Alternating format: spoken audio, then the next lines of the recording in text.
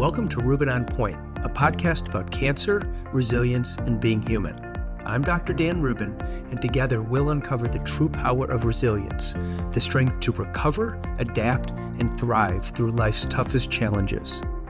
Each episode will bring bold ideas, transformative practices, and inspiring stories that redefine what health, healing, and what the human spirit can achieve.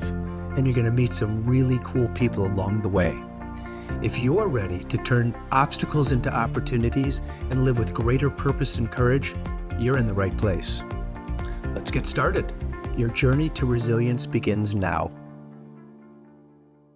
Welcome again to Rubin on Point. We're back with Dr. Brandon Guida.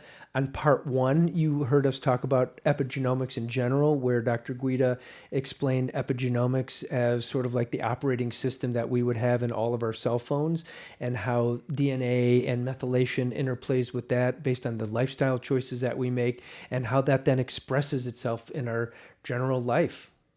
Really important. And now today we're going to talk about its relevance to cancer. So we're going to talk about epigenomics in cancer.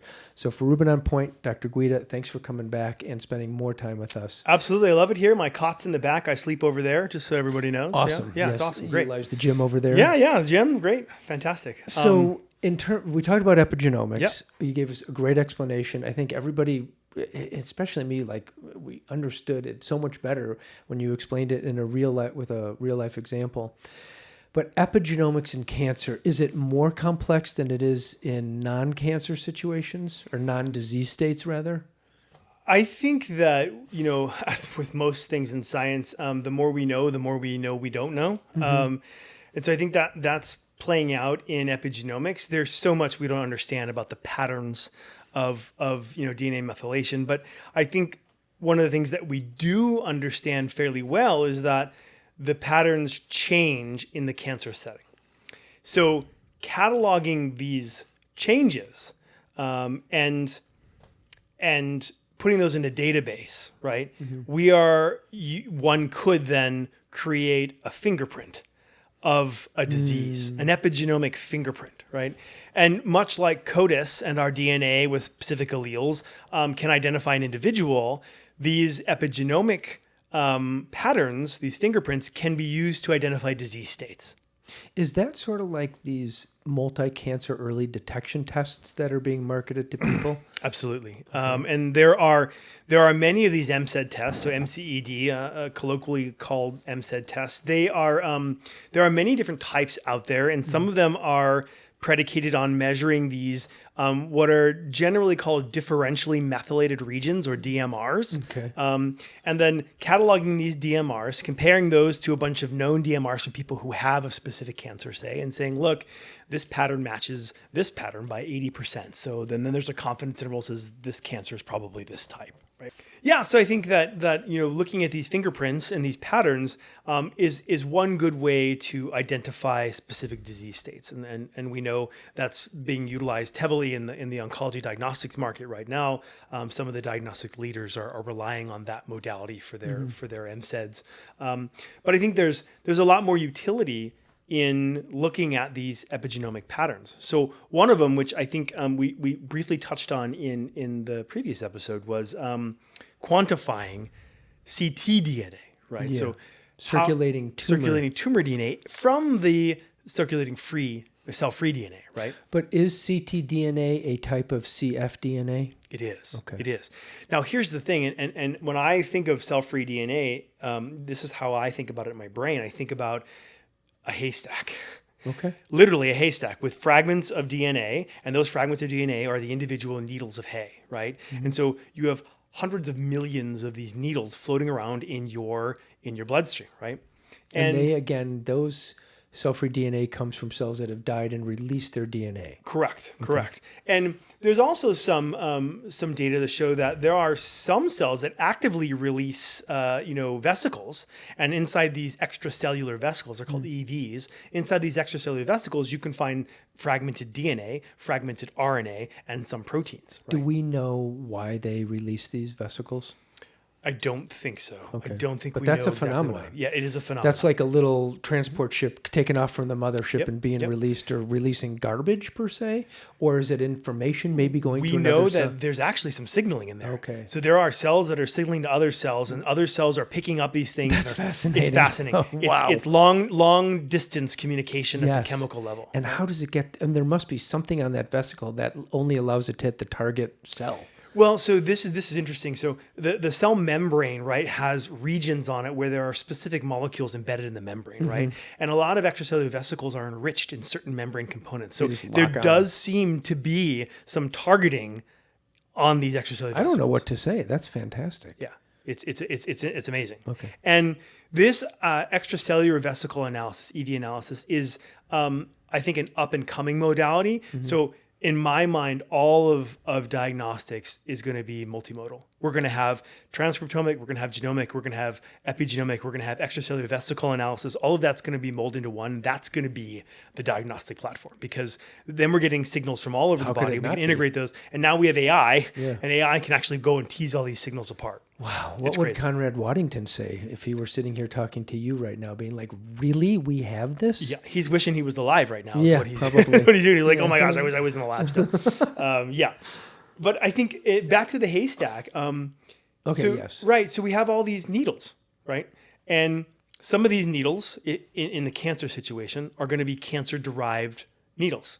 Those are the ctDNA pieces, Okay. right?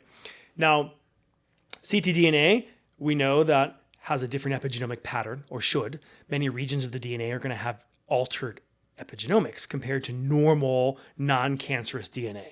Now, do you mean by epigenomics methylation patterns? Correct. Here we're going to, when I'm talking They about are methylation here, lollipops. yes, lollipops, right? Methylation and lollipops. So different lollipops. Yep. It might be a similar sequence of DNA, but the lollipops are in different places? Correct. Okay. Or maybe even absent. Okay. Or maybe where they were absent in a normal healthy person or a healthy one. cell, Okay. now you have some Right, lollipops. like you may have a tumor suppressor gene with a lollipop on it. Correct. Okay. Correct. Yep.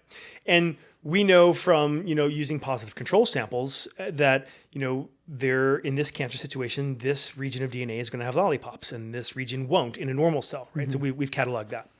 So now, instead of looking at, and I guess I could back up, there are mutations that are associated with oncogenic drivers, right? So EGFR mutations, things like that, right? Those are in a very specific spot, a very specific A, T, C, or G location within that DNA, right? So when you think about, I want to find a piece of DNA that has that specific mutation on it, right? And that's Are you floating talking around. like an EGFR? Are you talking about like a BRAF V600E? Yeah, 100%, right? Okay. That's one of them. Let's take BRAF, right? So it's V600E mutation, right? It's a one amino acid change, right? So it's a one or a two nucleotide change in the actual DNA, right? And we're trying to find a few fragments of DNA that have that mutation in it in that giant haystack of cell-free DNA, right? So in cancer cells, there are way more places in the genome that are modified epigenetically than that are mutated. Does that make sense? You said there's way more places in the DNA, in the epigenome that are modified versus mutated. Correct. In cancer versus normal, right? So there might be a handful, 4 or 5 specific single nucleotide variants that are causing the cancer, they're driver mutations, right? But there could be hundreds of loci in the cancer cell that have modified epigenomes. So in the oncology setting, right, there's going to be only a handful of actual single nucleotide variants, right, mutations that are certified oncogenic driver mutations, like EGFR mutations, right, PIK3CA. or PIK3CA or Okay. BRCA, right? It Okay. could be somatic or germline, right? Okay. But I think that there are only going to be a couple of ctDNA molecules that have that mutation that are going to be floating around in the blood at any given time, right? However, there are many more loci that are going to be epigenetically modified. Not mutated. Aberrantly, right? Not mutated, but epigenetic modified. So if we go through and we count the number of ctDNA molecules that have altered DNA methylation profiles, there's going to be thousands of fragments in that haystack. So by integrating methylation, DNA methylation, we have now taken that haystack and we've reduced the size of the haystack, or we've increased the number of needles we're looking at in that haystack. Instead of just looking at mutational events, we're looking at epigenomic modification events. Correct. Yep. And there's way more of those to be found in the haystack than there are mutation events. So now we've effectively increased the sensitivity for detecting ctDNA by increasing the number of molecules we can look at and say that is tumor derived. Yeah, because we've cataloged that. Correct. We know because of that, right? So that's really the clinical utility right now of integrating epigenomic DMR analysis into oncology diagnostics. And a lot of people are doing that, right? And there's a lot of different tests that are incorporating that. Right, and then it gets down to sensitivities and validation of your test. Correct. And then basically clinician's choice and what they're used to and the reporting format. Yep. And there's different flavors for different people. Yeah. And there are situations where, for example, there are several reports where BRCA mutations, right? So we have germline BRCA mutations. They're responsible for increasing a woman or a man's propensity to develop breast cancer, right? So we have germline mutations, but What's germline? so these are mutations that are heritable, right? So this is a BRCA mutation that you got from a mom or a dad, and they come together. And if you have two of those, that can inactivate a BRCA, which is a tumor suppressor gene, which is important in DNA damage repair, right? So if we can't repair our DNA, then we get more mutations, and more mutations end up leading to cancer. Right? So, for example, we know that there are some certain situations where a breast cancer, for example, or an ovarian cancer, which also has a BRCA component to it as well, that if there's no identified BRCA somatic mutation, so no de novo mutation that happened in the cancer, right, and there's no inheritable mutation, right, what happens if there is epigenomic modification of the BRCA promoter? Meaning, I look at BRCA as like the mechanic. And so if the mechanic comes to work but got mutated because he doesn't have any arms anymore, he's probably not going to be very good at 100%. fixing your car. 100%. But you could also give that mechanic a drug so he falls asleep, so to speak. He doesn't even show up to work. Yeah. Now he's off. Yeah. Right? So now you have this epigenomic reprogramming where BRCA isn't even turned on anymore, right? So if Not that happens, mutated, it's just off. not mutated, the code is fine, but the operating system now has flagged BRCA as do not install. Is that going... thank you for that. Yeah. Is that going to show up on a report somehow? Only if the diagnostic that you're using is looking for it. Got it. So there are some that do. So we know that BRCA, epigenomic modified BRCA, their phenotypes and their therapeutic responses to PARP inhibitors, for example, are very similar to patients who have a germline BRCA mutation. So we see that clinically that, hey, it's epigenomically silenced, and because it's not there, we're seeing the same PARP inhibitor sensitivity as we would for a genomic alteration. Poly-ADP ribose polymerase, Correct. which means that it's making base pairs for you. Correct. Okay, which means it's about to make another cell or setting up for replication. Right. So PARP inhibitors inhibit that process. Right. It's a synergistic pathway. So like you have the DNA damage response pathway, which is where BRCA is involved, and then you have the PARP pathway, which is working parallel to BRCA. And so this is a kind of an antagonistic approach to therapy, right? So if we now have a DNA damage response pathway that's broken because BRCA is not there, if we also inhibit PARP, we get a double whammy. So now the DNA gets damaged even at a higher rate, can't be repaired even worse, and then the cancer cells die. Okay, fair enough. Interesting, because you think in general, or we do as clinicians, that when somebody has a BRCA or a BRCA mutation, then it could be a driver mutation, which is why people who are known to have this are at risk for certain types of cancer, because DNA gets damaged along the way, but when you can't repair it, then that cell could become cancerous. Correct. But when you have it in the cancer cell already and you inhibit PARP, now it just gets damaged beyond repair, and then it's a self-explosion event, so to speak. Correct. You're going to induce apoptosis at a massive level, and then the cancer cells will hopefully be less fit. In BRCA, in BRCA, if somebody has a somatic mutation, how is that different than having a germline mutation, just so our audience understands that? And in the clinical context as well. Sure. I think in the cancer phenotype sense, there isn't much of a distinction. So if you have a damaging BRCA mutation only in the tumor itself, then the tumor is going to be BRCA deficient, whereas the rest of the individual is not. And so I think the propensity to develop other types of cancers like endometrial or ovarian are not going to be there in that somatic context, right? Yeah. So that's important because BRCA is just a gene. And even if you're born and inherited from mom and from dad a usable copy, that doesn't mean that BRCA can't be a damaged gene in the somatic sense. 100%. 100%. And so we see that. Now we know that there are cases where there's, PARP inhibitor sensitivity in a patient, but they have no germline variant, right? So it must be either a somatic variant in one of those DNA damaging pathways, because there's other genes besides BRCA, right, that are in that same pathway, or epigenetic silencing of one of those genes. So if somebody has, and which we often see is maybe somebody has a PALB2 mutation that shows up, or we could call that damage to a gene, and that can act independently of BRCA. 100%. And there's BRCA2, and there's ATM, and then the PALB2, and then there are other check genes that are involved in that same pathway. Right, and I'm glad you mentioned those because we do sometimes see that list, come through, whether it's an ATM, a check2, or PALB2, or BRCA, and sometimes they're all of them. And then if you see a TP53 come up, then you start scratching your head and go, okay, this might be tough. Can you talk a little bit about TP53 in cancer? It's more up and coming in the chat rooms, I believe. I'm not on the chat rooms, but our patients are bringing this to our attention. There's chat about this. There are some strategies that people have been looking at to help improve wild type TP53. What is all the TP53 talking? Why is it such a big deal? TP53 is this behemoth of a gene, and we've known about it for a long time. And depending on what data set you look at, right? TP53 is the most mutated gene in all. Most commonly mutated gene. Is there only one cancer. TP53? There's two copies, right? So there's one on each of our paternal maternal alleles, right? Okay.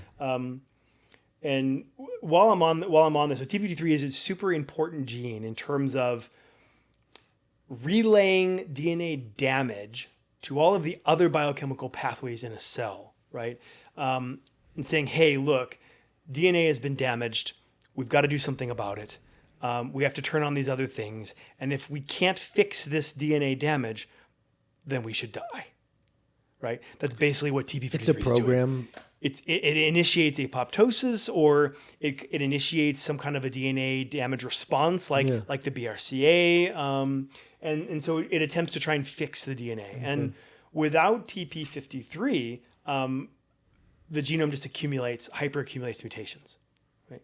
And so we really need an active TP53. So if somebody does have some evidence of one or multiple alleles on the TP53 that show damage or mutation, do you tend to see tumor mutational burden increase over time? There is a correlation between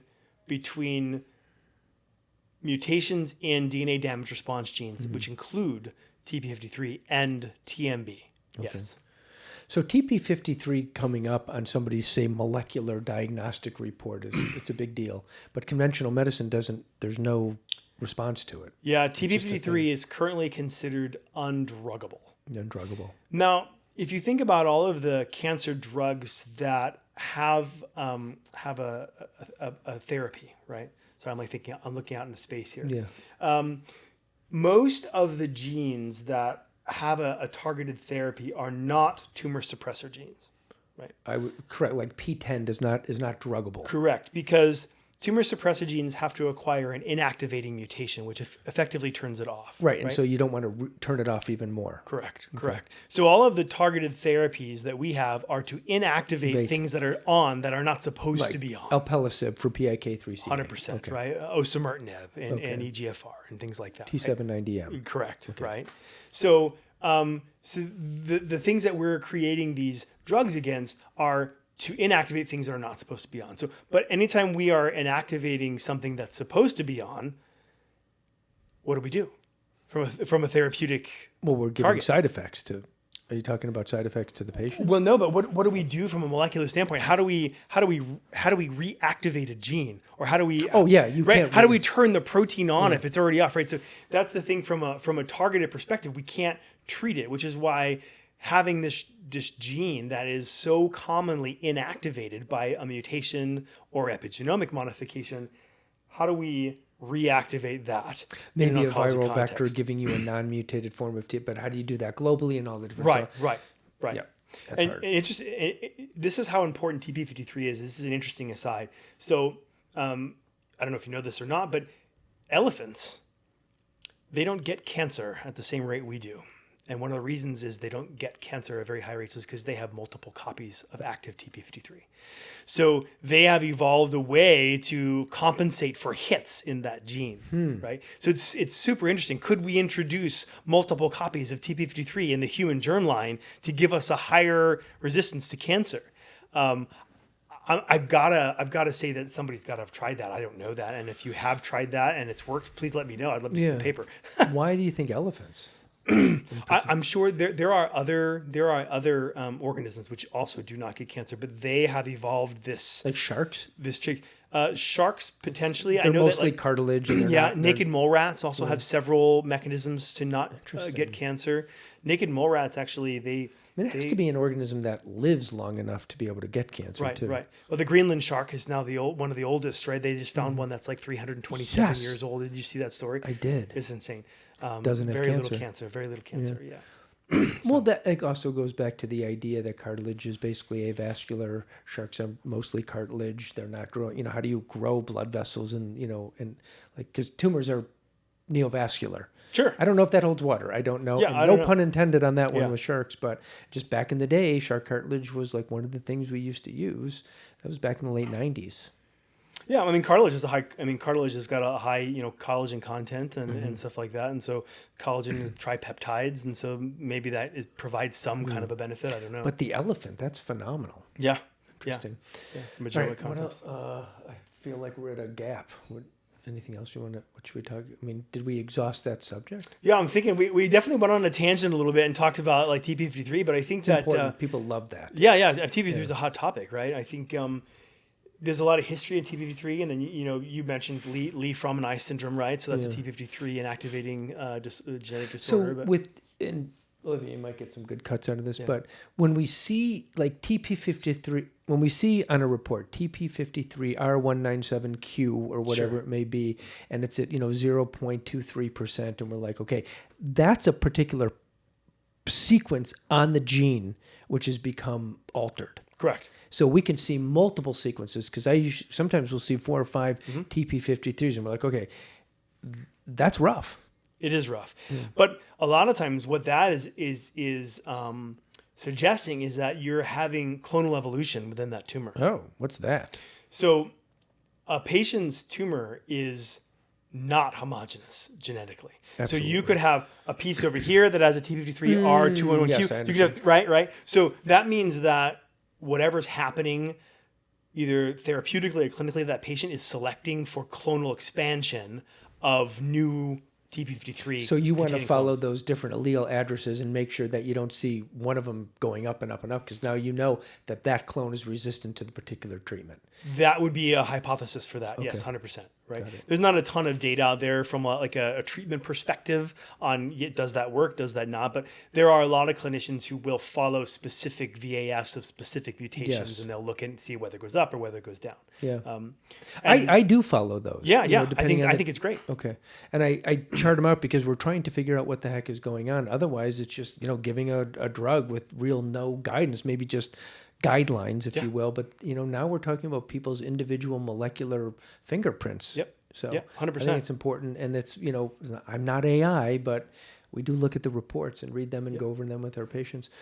Well, I think, on the same line of that, though, but back to the epigenomics aspect is like tumor fraction, right? So now tumor fraction for some diagnostic companies is based on methylation, and some tumor fractions are only based on the maximum VAF that they're detecting in the blood. So if you have two diagnostic tests, right, and you're looking at tumor fractions, and one tumor fraction is predicated on the maximum VAF of a variant in the patient's ctDNA. And the other one is being calculated using methylation motifs of ctDNA. Oh, well, definitely methylation motifs. Correct. You're getting more information. Right, 100%. And especially into the future, and from a Conrad perspective of who wishes he was alive. It's like, as we get deeper and deeper and AI becomes, more useful, we're going to have more answers for people. And then more targets may become more druggable just because AI is going to help us develop drugs. Right. So now let's think of a clinical scenario where you have, let's say you're looking at a patient, right, and they're being treated with something, and their tumor fraction, which is methylation based, right, epigenomic based, is going down, right, but you have a VAF, a TP53 VAF that's going up, and you see that happening over time. So what's happening in that patient? Well, in that scenario, you'd be killing off a particular clone of cells or multiple clones of cells, but one is sort of being left unencumbered. Right. That's the clone that is resistant to whatever it is you're doing, right? Right. So let's say we have somebody who has an estrogen receptor positive cancer, and one of their main treatments is estrogen inhibition. And it may be like, okay, that TP53 that we see going up in that instance may be from a cell that is no longer expressing estrogen receptor per se. So that, possibly, to put a person, it is lost its estrogen receptor pathway, right? And basically, and so now it's not responding to therapy. 100%. So it becomes useful. So following these tests, I don't think in general, and I'm not saying one particular practice or not, in general, these molecular diagnostic tests are not utilized frequently or generally enough. I think there's great information that me as a clinician, we can get, even if it's like, hey, we're getting information so we can learn about you, so we can eventually use this. I think there's value. And a lot of clinicians out there think it's over testing and there isn't any guidance yet. And so why are we going to scare the patient, or why are we going to get information that they don't understand? And I think it's a little bit of a cop-out. I think we need to continue to use these for exactly that reason that you showed, because you could find somebody who has resistance, and if you're just looking at a scan at that instance, be like, hey, yeah, it looks good. You're waiting for that clone to show itself, and you could save somebody's life otherwise. Yeah, 100%. I think that I mean, the use of this molecular data is so new from a clinical perspective, right? And I think that people are scared sometimes to integrate these new things. Doctors are scared, and there are reasons for that, but there are also good reasons, like your patient outcomes, to not do that, right? And I think that finding that line is tricky, because it takes a long time to have these types of tests incorporated into guidelines, right? Oh, like, heck yeah. And everybody, 14 years. Yeah. And when a clinician pops out of residency, they want to be a rule follower because they don't want to get in trouble, right? And I get that. But I think that, they're like, I'm going to use this because it's in guidelines, right? And there could be phenomenal data out there with N's of 10,000 that say this test is phenomenal. It's way better than this test, but that test is in guidelines and that test isn't. So I'm going to go with the subpar test, right? We see that quite a bit. Yeah, 100%. We see it. Well, thank you. We have a gift for you, Olivia. Ooh, right. Gift. So love this gift. is the LifeTune 1. Okay. So this is part of the family from Aries Tech, which is ariestech.com, and they donate these to us to be able for us to give to our guests.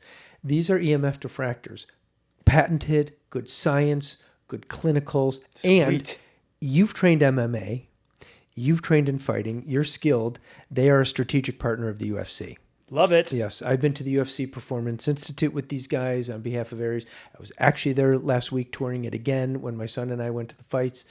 And they're looking at improvement in response times because just to put it into perspective, when we're looking at VAF and we're looking at a decrease in 1/100% could be important in terms of VAF. Could be. And response times improving by 1/100 of a second might be actually important as well. Absolutely. I mean, punches happen in a millisecond or less, right? So it's important. That and recovery times. Yeah. And so you had commented on the one that we have here and we're protecting. I have one around my neck. They're beautiful too. And They're absolutely beautiful. God, thank you for recognizing that. Yeah. And we have Aries as a strategic partner, and that is for wherever you want to put it. Sweet. People Love it. typically put them on their phone. Thanks, Aries. Thank you. Yeah, awesome. Yeah. Again, let's do this again sometime. I will love it too. I'm always down to educate. Thank you. This was great. Yeah, again, for Rubin on Point, Dr. Dan Rubin, Dr. Brandon Guida. We'll see you next time. Thank you for joining us on Rubin on Point, a podcast about cancer, resilience, and most of all, about being human. I hope today's conversation inspired you to see new possibilities for growth, healing, and strength in your life. If you enjoyed this episode, be sure to subscribe, leave a review, and share it with someone who could use a little extra resilience in their day. Remember, no matter what challenges you're facing, resilience isn't just about bouncing back. It's about building a life of purpose, connection, and vitality. Until next time, stay strong, stay healthy, and take care of yourself and those around you.